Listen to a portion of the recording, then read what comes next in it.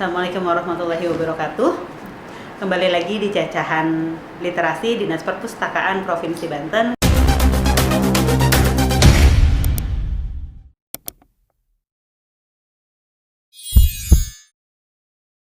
Kali ini saya bersama Presiden TBM. Bukan Presiden Indonesia, belum ya. Bapak Firman Venayaksa. Ya. Selamat sore Bapak. Selamat sore. Jadi kaku ya. Ya, apa kabar? Alhamdulillah. Mau dipanggil Bapak, Mas, Kang, AA? Apa aja. Oh ya, boleh. baik. Nah, hari ini kita mau ngobrolin tentang gimana sih awalnya Pak Firman tuh bisa terjun di dunia literasi. Terjun Ya, kayak dari begini pesawat ya. gitu ya. Terjun. Kebetulan karena memang latar belakang ya, mungkin latar belakang juga. Kebetulan saya waktu di UPI itu pendidikan bahasa dan sastra Indonesia, jadi memang dekat dengan dunia literasi. Jadi saya kira itu hal yang paling awal gitu ya. Selain itu memang waktu SD, SMP, SMA senang membaca. Kemudian latar belakang saya memang terutama di waktu SMA ya. Waktu SMA ya saya berkenalan dengan perpustakaan Seja Adinda waktu itu. Saya lebih senang membaca waktu itu karena banyak hal yang memang tidak dimungkinkan saya pulang langsung ke Warung Gunung. Jadi kalau di Rumah di Warung Gunung. Warung Gunung. Jadi saya sekolah di SMA 1 Rangkas Bitung. Sore itu biasanya ikut ekstrakurikuler. Nah, kalau misalkan saya pulang lagi habis uang, habis waktu dan seterusnya, akhirnya setiap selesai 12:30 saya ke perpustakaan. Sebetulnya untuk menunggu waktu sore hari ikut ekstrakurikuler. Tapi kebiasaan itu akhirnya ya terus berjalan begitu, dan dari situlah saya banyak membaca. Sampai akhirnya bikin motor literasi itu gimana ceritanya? Jadi perjalanan awalnya sebetulnya saya di Rumah Dunia ya. 2002 saya di Rumah Dunia dengan Mas Golagong, Mas Toto dan seterusnya. Terkait dengan motor literasi sebetulnya itu lebih pada bagaimana kita tidak hanya membuat sebuah kegiatan literasi di satu tempat, tapi juga keluar. Jadi saya ngumpulin teman-teman yang betul-betul anak motor, yang biasa nongkrong di alun-alun dan seterusnya. Saya memang niat banget untuk membuat motor custom begitu. Jadi ada motor Sama senang motor ya? Oh iya, kebetulan suka motor. Nah kebetulan motor yang saya pakai itu ada di rumah orang tua, Ngajugruk, Ngajugruk? Nongkrong gitu. Lalu saya perbaiki sekitar 5-6 bulan karena kebetulan ada di TBM Kedai Proses yang senang mengcustom motor. Udah saya simpan di situ, beres, saya bawa ke Serang. Nah kemudian saya baru ketemu dengan anak-anak motor. Awalnya nggak gampang gitu ya. Tapi ketika saya bawa motor itu, mereka mungkin merasa oh sama nih, senang motor dan seterusnya. Nah, baru sedikit-sedikit saya kenalkan tentang dunia literasi. Jadi kita kita touring kemana gitu. Cuman ada satu syarat, bawa buku. Gitu. Itu awalnya sih dengan anak-anak sederhana motor. Itu ya. Sederhana itu awalnya. Dan kalau misalkan kemudian mereka masih ada yang lebih senang naik motornya dibanding jiwa literasinya belum muncul, ya itu sesuatu yang biasa aja. Gue aja terserah. Cuek aja. Ya udah, ini juga buat senang-senang aja awalnya itu. Awalnya memang untuk itu. Jadi mereka kan senang touring. Nah, daripada touringnya nggak ada tujuan gitu, udah bawa buku aja, apa susahnya kan gitu. Jadi datang ke desa-desa, ke beberapa tempat, terutama daerah Banten Selatan ya. Kita kumpulin buku dulu di Serang, sekitar 500 sampai 1000 eksemplar kita dapat, baru tuh touring ke desa-desa, terutama ke taman bacaan yang ada di sana di Banten Selatan. Tapi kayaknya mall itu justru akhirnya bisa berkembang banget dan bisa jadi banyak bibit-bibit baru ya karena mall itu. Urusan konsistensi saya kira gitu ya. Mungkin orang-orangnya bisa berganti, orang-orangnya bisa masuk dan keluar. Tetapi konsistensi gerakannya itu yang menurut saya penting gitu. Nah makanya regenerasi itu sesuatu yang luar biasa harus terjadi di komunitas. Ketika kita hanya memberikan atau hanya memberikan ruang atau menyerahkan urusan-urusan pada 1-2 orang, itu nggak akan pernah berhasil komunitas.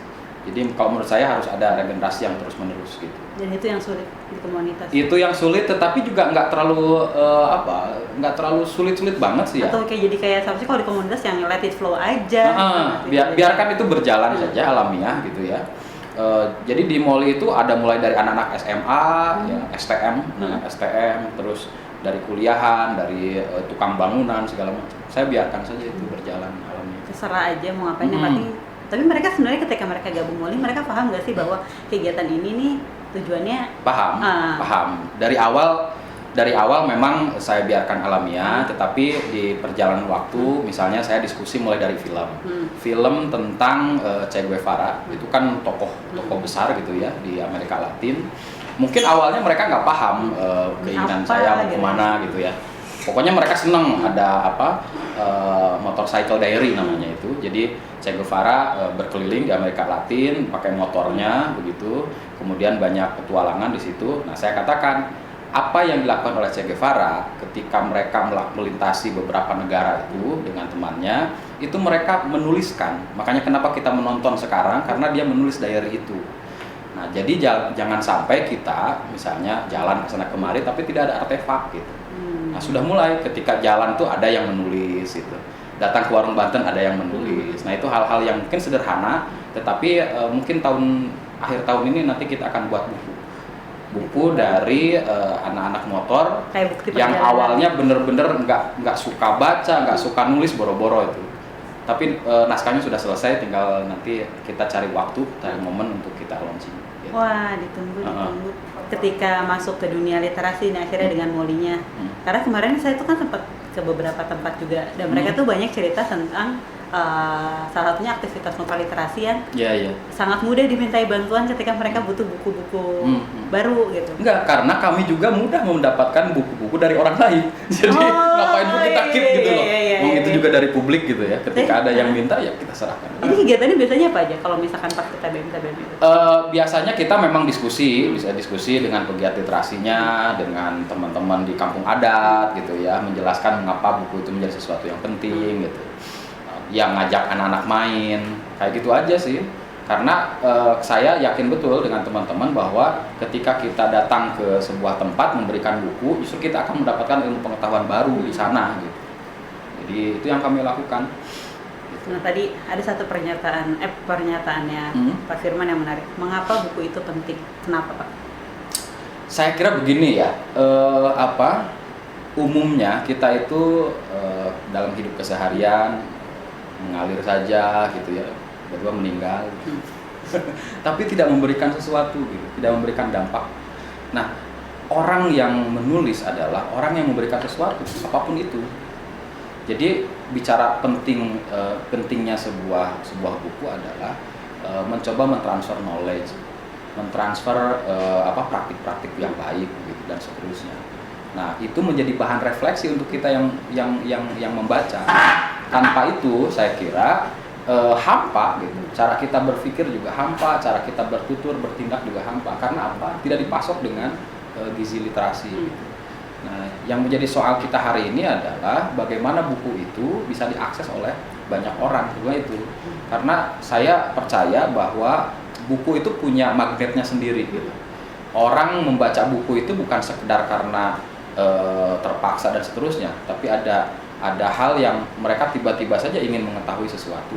Nah, itu keterpanggilan seperti itu menurut saya terjadi pada setiap manusia karena buku menjadi sebuah epicentrum kehidupan. Kalau saya tidak membayangkan kalau misalnya setiap kejadian itu tidak ada yang menuliskan gitu ya. Kita tidak akan banyak bercermin gitu. Saya kira itu pentingnya. Kalau misalkan dengan zaman yang serba digital hari ini gitu ya, ketika buku berubah wujud menjadi e-book, apakah esensi itu berubah? Esensinya adalah kita mempelajari sesuatu, mendapatkan knowledge gitu ya. Jadi saya tidak terlalu kaget kalau misalnya buku-buku di Indonesia hari ini dari sisi penerbitan cetak begitu berkurang, ya, apalagi di masa pandemi. Ternyata pembacanya tidak berkurang, pembacanya hanya beralih saja ke media tertentu. Karena buku itu kan sebetulnya media. Jadi mau bukunya tercetak ataupun digital, sesuatu yang mengikuti zaman saja, karena perubahan itu sesuatu yang udah pasti gitu ya. Tinggal bagaimana mengemas itu. Di Perpustakaan Nasional misalnya ketika ada Ipusnas, itu kan bisa dicek. Ketika era pandemi itu malah sempat error kan. Saya ngecek buka, aduh error ini gimana. Di Jakarta juga lagi gitu. Nah itu karena apa kalau menurut saya? Karena sekarang ada transformasi dari era klasikal begitu ke era digital, dan itu sesuatu yang biasa. Mungkin awalnya kita kaget, ada yang masih sulit beradaptasi begitu ya. Atau menganggap ini seperti persaingan cetak dan kayak gitu-gitu. Tapi selama ini justru ya perubahan itu sesuatu yang memang harus terjadi begitu ya. Nah tinggal sekarang bagaimana caranya agar itu bisa diakses banyak orang gitu aja sebetulnya. Nah, balik lagi ke literasinya, Pak. Kalau menurut Pak Firman, definisi literasi itu apa sih sebenarnya? Karena kalau saya ngelihat ya, ketika kita ngobrol misalkan sama sekolah, misalkan perusahaan sekolah, mereka hanya membatasi literasi sebatas ya minat baca aja. Nah, kalau menurut Pak Firman sendiri gimana? Dasar katanya banyak itu. Ada literasi, ada letters, kemudian beletre gitu ya. Jadi sebetulnya memang awalnya itu tentu bicara budaya membaca dan menulis, bicara literasi itu tetapi ketika perkembangannya itu kemudian mencakup segala aspek kehidupan manusia sebetulnya, maka kemudian muncul 6 literasi dasar gitu. Awalnya itu baca dan tulis, tapi selanjutnya kita juga bicara literasi informasi, literasi digital, bahkan kewarganegaraan gitu ya. Nah itu sesuatu yang mengalir, karena menurut saya definisi literasi ini lebih pada urusan kecakapan hidup sebetulnya, bukan semata-mata hanya sekadar buku gitu ya, urusan baca. Saya menganggapnya mungkin itu edisi pertama Stage 1 gitu ya. Ketika kita masuk dunia literasi. Bahkan ketika di tahun 40-an 50-an kan urusan literasi itu diterjemahkan oleh Indonesia keaksaraan gitu. Padahal di UNESCO itu udah Hari Literasi Internasional sebetulnya, tetapi di Indonesia diterjemahkan Hari Aksara Internasional. Jadi hanya sebatas aksara bahkan Nah ini juga saya sering katakan ke teman-teman di Kemdikbud, ini udah harus ganti nih, karena 97% lebih gitu orang Indonesia sudah bisa baca. Jadi urusan keaksaraan itu sudah dianggap selesai. Tinggal kita masuk, ini aksaranya harus menjadi fungsional. Bagaimana membaca itu tidak hanya sekedar membaca, tapi ada daya hidup di situ. Nah itu pentingnya perubahan literasi saya kira ya. Dan ketika berbicara itu, ya tentu kita juga bisa mengklasifikasi pengelompokan literasi itu. Yang iliterat itu kan sebetulnya udah kita anggap selesai itu. Jadi dia memang tidak bisa membaca awalnya. Nah kemudian kita masuk pada fase aliterat. Aliterat itu orang yang sudah bisa membaca, tetapi belum menjadikan keterbacaan itu sebagai bagian dari kehidupannya. Yang kita harapkan secara ideal, atau kita sering ngomong itu masyarakat madani sebetulnya, adalah kelompok literat atau masyarakat literat. Masyarakat yang sudah memfungsikan urusan-urusan literasi menjadi kebiasaan hidup. Nah, kemudian muncullah di abad 21 ini dikenal dengan kecakapan hidup gitu ya. Jadi kalau ingin memenangkan atau ikut terlibat di abad 21, Anda harus piawai untuk urusan literasi gitu. Lalu di mana Banten hari ini? Banten. Balik lagi ke Banten, kita ngomong dunia. Aduh, udah agak stres kalau langsung diem. Banten dari sisi aktivitas literasinya cukup baik. Saya berani katakan aktivitas literasinya. Artinya di situ pustakawan hadir, di situ pegiat literasi hadir. Oh beneran pustakawan hadir? Serius. Ini aktivitas literasi. Iya. Nah, tetapi kalau untuk urusan dalam konteks yang lebih global, memang kita punya keterbatasan gitu ya. Nah, saya ingin mengatakan begini sih untuk urusan Banten itu, bahwa ketika pustakawan bergerak, para pegiat literasi bergerak, harusnya juga memang ada inisiatif-inisiatif triple helix gitu ya. Jadi jangan biarkan pemerintah berdiri sendiri dengan masyarakat gitu, tapi juga ada dorongan dari misalnya CSR, dari pengusaha dan seterusnya, termasuk juga dari masyarakat literat seperti kampus begitu. Sehingga keberadaan literasi itu betul-betul saling menopang akhirnya. Berarti Banten hari ini bisa dibilang literasinya sih jalan, cuma masing-masing. Ya mungkin itu salah satu. Ini PR berat kita tuh yang harus kita. Dan sebetulnya saya cukup menarik ya dalam setiap gerakan perpolitikan di Banten, urusan literasi itu selalu muncul loh. Ya, iya? Baik di Pak Wahidin Halim dengan Pak Andika itu muncul 1000 perpustakaan, misalkan itu kan visi misinya. Waktu kemarin Pak Rano dengan Pak Mbai, satu desa satu TBM, asik banget kan dengernya kita. Di Indonesia juga sama, zaman Pak Jokowi kemarin itu Pilpres, Pak Jokowi dengan Pak Prabowo sama-sama bicara tentang literasi. Saya masih ada dokumennya dan itu kemudian dikonstruk oleh Bappenas kan, lalu muncullah perpustakaan inklusif itu. Artinya dalam konteks gagasan sebetulnya sudah muncul. Dan sebenarnya itu dianggap sesuatu yang penting dan mereka sadar itu. Betul. Karena setiap urusan politik pasti muncul. Silahkan cek beberapa pilkada sekarang. Salah satunya adalah datang tuh calon pemimpin itu datang ke TBM, mendirikan TBM dan seterusnya. Gimiknya sih karena keren itu, keren banget. Kayaknya kita pinter nih. Oke. Paling keren. Ada image itu. Tapi yang harus kita jaga adalah komitmen, gitu ya. Karena memang urusan literasi ini nggak bisa seperti makan cabai gitu ya langsung terasa. Itu perlu gerakan bersama. Dan di Banten ya sekali lagi kalau saya melihat ya. Orang sudah mulai banyak bergerak, tetapi mungkin untuk menguatkan simpul demi simpul itu yang saya kira yang harus kita terus perjuangkan. Masalahnya apa? Awareness saya kira salah satunya gitu ya. Tapi kan sebenarnya mereka udah bergerak nih masing-masing. Tapi yang tadi misalnya aksesibilitas itu yang juga sering jadi persoalan kita. Ya, misalnya ada bantuan pemerintah tetapi tidak dilakukan dengan pendampingan. Itu juga tidak baik. Karena memberikan buku tanpa menjelaskan itu harus dibagaimanakan itu juga berbahaya. Jadi nantinya apa? Ya hanya menyediakan buku toh nggak ngapa-ngapain juga ngapain. Itu kayak naro bibit padi ke warga kota ya. Nah, kurang lebih gitu mereka nggak paham apa yang harus dilakukan kan gitu. Jadi harusnya ada proses pendampingan juga. Gitu. Terus kalau melihat dari konstruk keterlibatan banyak pihak, sebenarnya di Banten sudah cukup bagus. Bahkan kami pernah mengetes, saya lupa 2006-2008 apa ya gitu ya.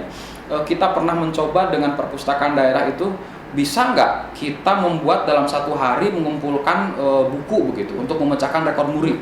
Karena waktu itu rekor muri dipegang oleh salah satu universitas swasta di Jakarta. Cara mereka memancing adalah mengumpulkan artis bernyanyi, lalu tiketnya adalah buku.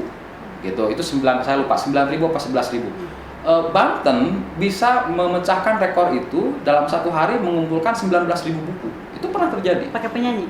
Enggak pakai penyanyi. Komunitas yang bergerak. Iya? Komunitas perpustakaan ditopang oleh para komunitas literasi di Banten. Berarti pernah bergandengan tangan ya? Di sekarang juga masih. Oh iya, keren. Ini aku dan dirimu. Oh iya, kita berhadapan. Gitu. Jadi sebetulnya kekuatan itu ada begitu ya. Nah, tinggal bagaimana hal-hal baik itu bisa kita manage. Saya kira itu gitu. Dan aksesibilitas itu tidak hanya lagi-lagi semata-mata menyediakan buku saja, tetapi juga sediakan SDM-nya. Paling tidak berikan mereka pelatihan-pelatihan gitu ya, agar kegiatan literasinya tidak melulu hanya bicara tentang membaca buku, tapi sudah masuk pada pemberdayaan gitu. Tapi itu juga ada hubungannya pada akhirnya sama kebijakan pemerintah lokal nggak sih Pak? Saya kira kebijakan itu akan hadir ketika masyarakat juga punya kesadaran penuh gitu ya. Saya masih ingat betul awal-awal ketika pemerintah Provinsi Banten berdiri, kami minta perpustakaan. Salah satu anggota DPR mengatakan begini, untuk apa perpustakaan? Emang siapa yang mau baca? Itu loh dulu itu. Itu ada sejarah kita berhadapan dengan ruang yang memang yang nggak paham apa makna dari perpustakaan begitu ya. Ya saya hanya mengingatkan kembali bahwa sebetulnya momentum ini betul-betul harus kita rawat gitu. Ketika misalnya ada pilkada atau pilpres atau apapun ngurusin literasi, kawal itu, kawal gitu. Sehingga apa yang mereka katakan betul-betul tersubstitusi dan muncul di masyarakat. Saya kira itu. Kalau misalkan suatu hari nanti kita diajak, maksudnya ada yang ngajak gandengan bareng, bersedia? Itu yang biasa saya lakukan. Jadi saya percaya betul bahwa saya tidak bisa sendirian. Saya dengan teman-teman nggak bisa sendirian. Harus ada kolaborasi di situ, harus ada muncul kreativitas di situ. Ketika kerjasama pun muncul critical thinking. Artinya apa? Ini kerjasama mau sampai mana? Siapa yang kita kejar? Apa efeknya dan seterusnya? Atau siapa melakukan apa? Siapa yang melakukan apa? Gitu. Ya terakhir juga komunikasi juga harus baik. Karena itu yang kalau bicara teaching and learning di abad 21 ya 4C itu gitu ya. Nah, saya kira sudah tidak ada lagi istilah berkompetisi sekarang itu. Betul. Sudah waktunya kita melakukan kolaborasi, mengumpulkan banyak orang untuk kebaikan, dan saya percaya Banten bisa melakukan itu. Ya. Positif sekali. Iya, gitu. Nah, sebenarnya kan kalau misalkan literasi tadi di Banten yang jalannya masih masing-masing dan sebenarnya rodanya udah kenceng banget ya karena Warung Banten pernah jadi juara harapan kelima tingkat nasional. Kalau bicara ini ya penghargaan di Banten ini, mohon maaf, boleh saya agak sedikit bangga ya, dan mungkin ini bagian dari prestasi kita. Pustakawannya pernah banyak dapat penghargaan, para pegiat literasinya dapat penghargaan, pribadi-pribadinya pernah dapat penghargaan, gitu loh. Saya dapat promoter award untuk urusan literasi. Sebelumnya Anies Baswedan dan Najwa Shihab. Pengen gagah dikit ya. Jangan-jangan abis ini jadi duta baca ya? Artinya kalau bicara Banten, banyak TBM, banyak pegiat literasi termasuk pustakawan yang dapat penghargaan. Di situ saya merasa itu optimis banget gitu. Jadi gudangnya para pegiat literasi justru sekarang banyak orang-orang itu melihat ke Banten gitu. Nah, itu hal yang penting yang harus kita catat sebagai bagian dari sejarah gerakan literasi. Nah, kalau dari kacamata Pak Firman sendiri, saat ini daerah mana di Indonesia yang literasinya ini udah jalan banget, udah sampai di titik mampu memanfaatkan literasi sebagai kecakapan hidup? Ya, nah itu tantangan berat kita. Saya tadi katakan dalam konteks aktivitas literasinya, dalam konteks kebermanfaatan buku dan seterusnya, ini memang kita masih di bawah. Terus terang saja. Makanya kenapa di Kemdikbud ujian nasional itu tidak lagi bicara tentang pelajaran, tetapi masuk pada literasi budaya, literasi baca tulis, literasi sains kayak gitu. Nah, itu membuktikan memang kita masih di bawah, gitu ya. Tetapi kalau misalkan ditanya yang spesifik apa, ya itu juga ada kaitannya dengan IPM dan seterusnya. Ya salah satunya ya Jakarta, nggak bisa kita sangkal begitu ya. Apalagi sekarang Jakarta sedang membuat promote ke UNESCO untuk masuk menjadi City of Literasi, kota literasi gitu. Salah satunya kami merekomendasikan sebagai forum TBM ya. Moga-moga di 2021 atau 2022 kita dapat itu. Karena apa? Sederhana, Malaysia kemarin dapat gitu. Masa Singapura? Apa tolak ukurnya Jakarta jadi kota literasi?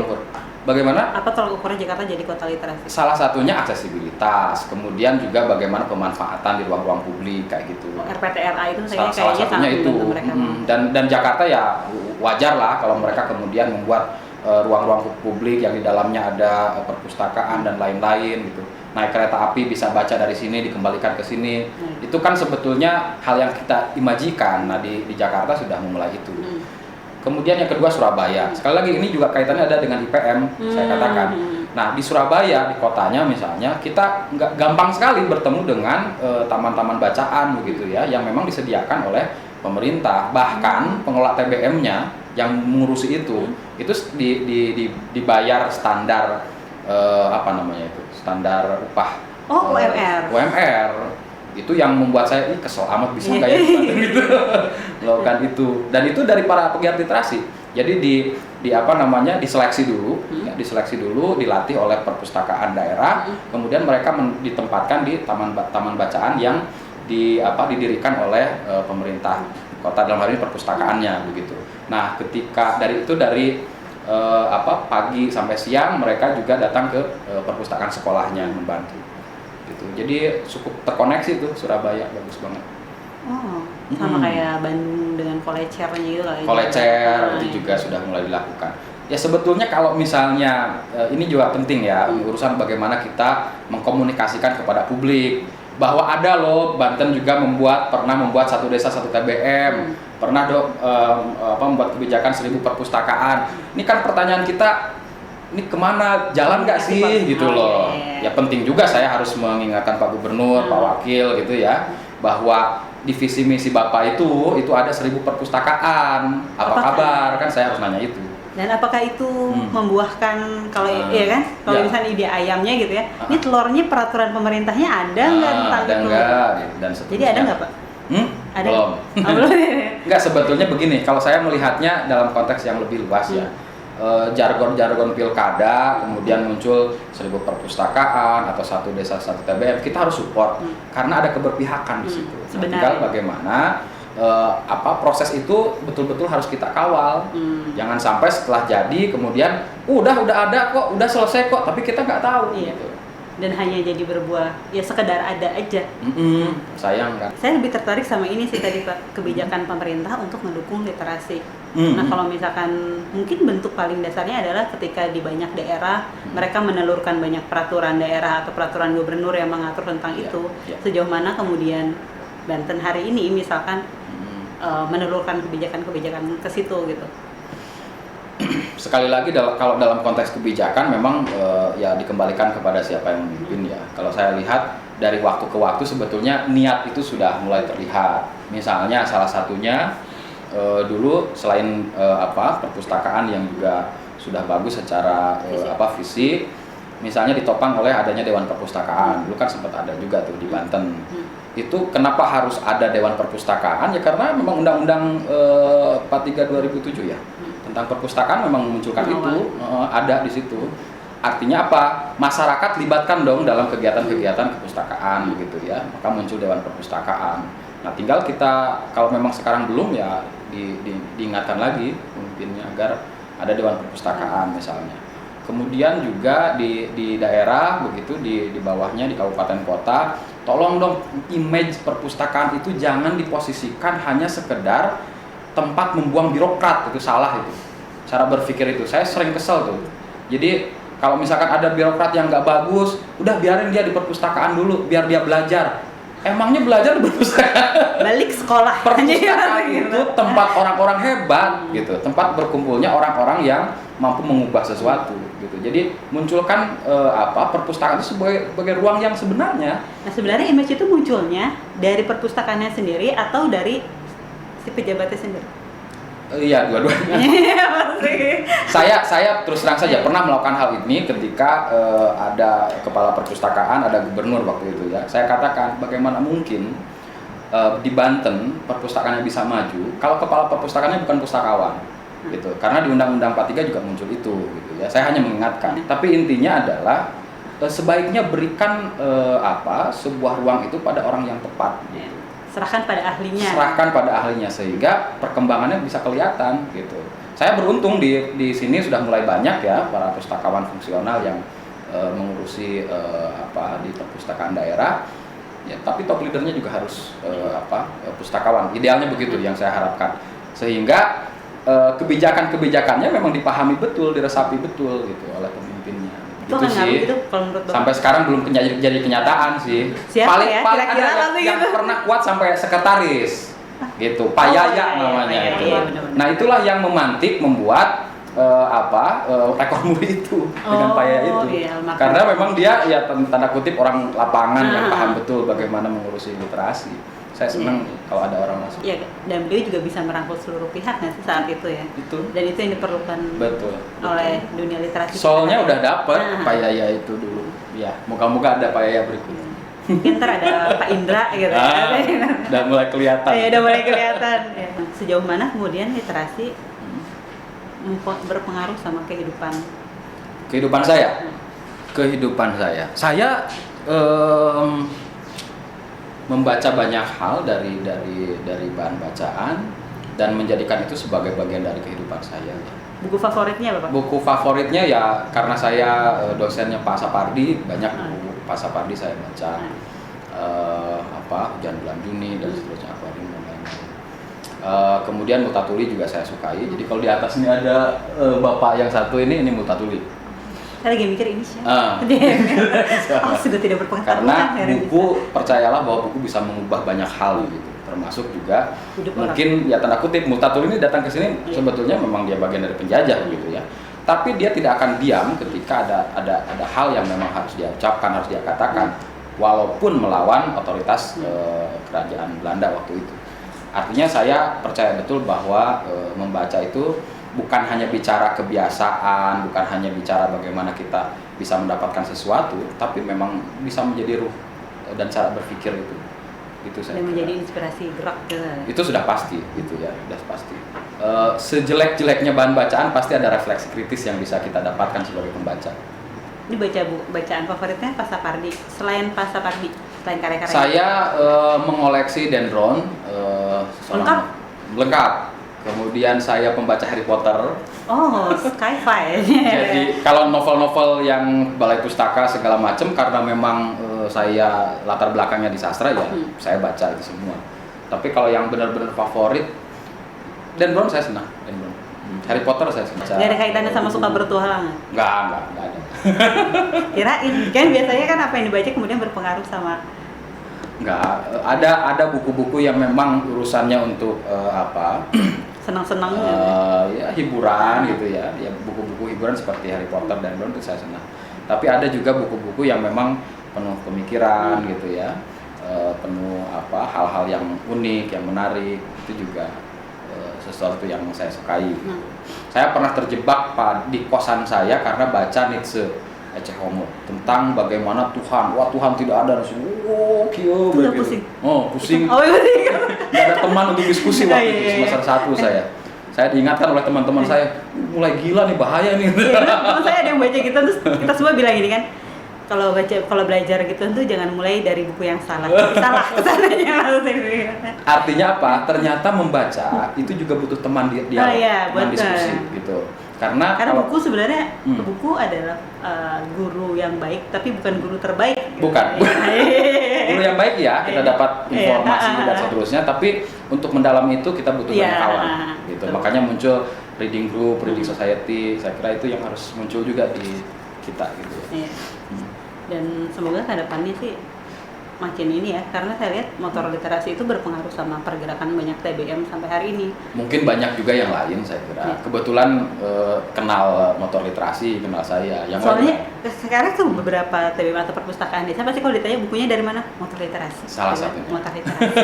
Motor literasi. karena kami dapatnya juga dari masyarakat. Oh ya, siap. Hmm. Jadi dari masyarakat dan untuk masyarakat. Yap. Terima kasih untuk percakapannya hari Oke, ini, Pak Firman. sip. Jadi Serius nanti kalau banget kita ya diajak, ngobrol. iya, padahal tadi mau niat santai loh.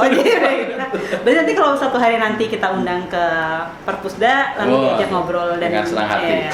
Beneran ya? Saudara saya di sana. Oh ya. Nah, teman-teman, hari ini percakapannya maaf kalau ngalor ngidul.